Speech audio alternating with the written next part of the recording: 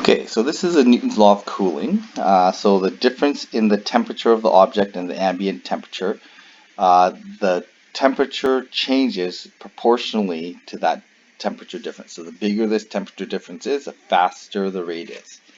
Okay, so this is Newton's law of cooling. And if you know what the final equation looks like, you can just kind of put it in. But we're going to do this by integrating this. Okay, so we're going to separate out the big T with the little t and integrate this. So let's first of all set up the differential equation. dt over T minus, in the ambient temperature, is 25. So I put the big T on that side, and I put the little t on that side, and I put the, sorry, there's no little t.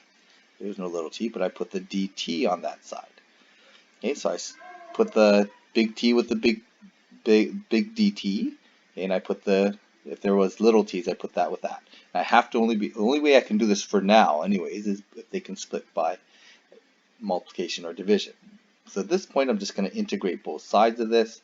So I get log of t minus 25 equals negative kt plus c.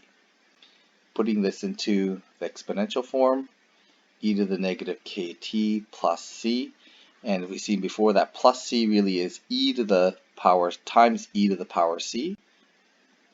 Okay, so it's going to be e to the power c times e to the negative kt. That is just a constant. So it says here it starts at 200 and ends up at 30. Ends up at 130 minutes. So we're just going to say that EC, that's our initial temperature difference, is going to be, what was it, 200, so it's going to be 175. Okay, so we can just plug in t equals 0 to solve for that.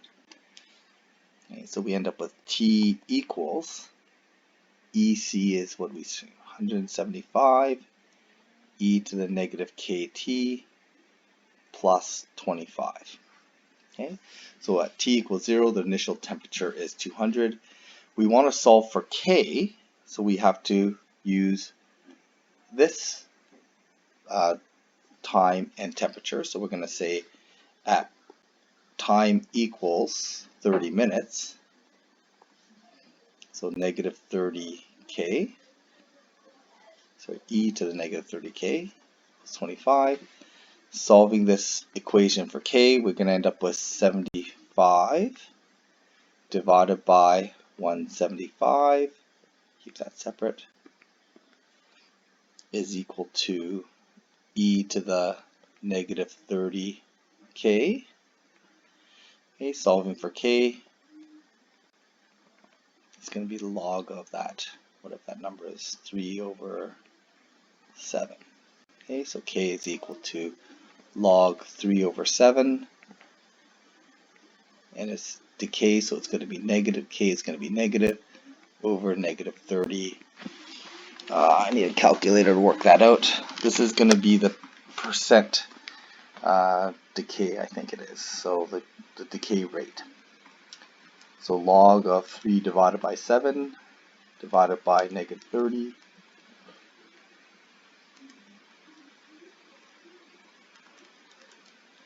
I'm getting 0.028.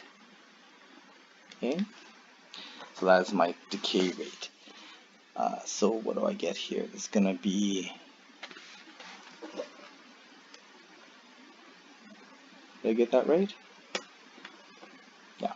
Okay, so then my t as a function of time is going to be equal to 175 e to the 0.028 t, that's my k value, plus 25. Okay, so the t in this case was 30.